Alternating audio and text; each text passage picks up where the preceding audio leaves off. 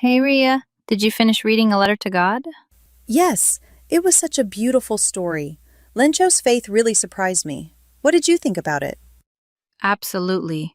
One line that caught my attention was Lencho knew his fields intimately. It shows how close he was to nature and how well he understood farming. Yeah, like he could almost predict the weather. That kind of bond with the land comes only with experience and deep observation. Exactly. And do you remember how the author used metaphors like huge mountains of clouds and a curtain of rain? Oh, yes, I love those. The clouds were so big and dark that they looked like mountains, and the rain was so heavy that it was like a curtain. You couldn't see through it. Right. Another interesting thing was the use of did resemble instead of just resembled. It sounded more dramatic, like the author wanted to emphasize how the raindrops look like silver coins. Totally. And when the storm destroyed everything, Lencho said, "A plague of locusts would have left more than this." That's such a powerful comparison. I know. It means the hailstorm was even more destructive than a swarm of locusts. Poor Lencho.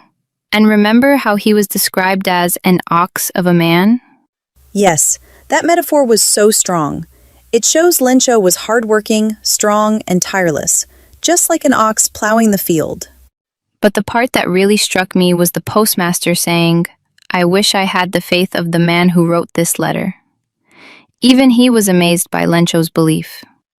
That's true. And when they all tried to come up with something to help Lencho, it showed their goodwill. They gave from their own pockets. Exactly. Goodwill means kindness and generosity, right? Yes, even though they didn't know Lencho, they helped him because they wanted to do something good. What surprised me most was that when Lencho got the money, he didn't even look surprised. It was like he expected God to reply.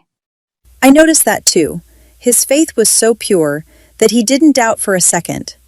But then he frowned, with much wrinkling of his brow, when he saw that the money was less than 100 pesos. And then he wrote a second letter. I love the line where he licked the envelope and affixed it with a blow of his fist. That shows how serious and firm he was. Yes, and then the irony. He called the post office workers a bunch of crooks. That's so ironic, because they were the ones who actually helped him. Exactly. That's what makes the story so touching and thought-provoking. Faith is powerful, but sometimes we miss the real angels among us. Well said, Neha. This story isn't just about rain and crops. It's about human kindness, misunderstanding, and unshaken belief. Agreed. I'm going to remember this story for a long time.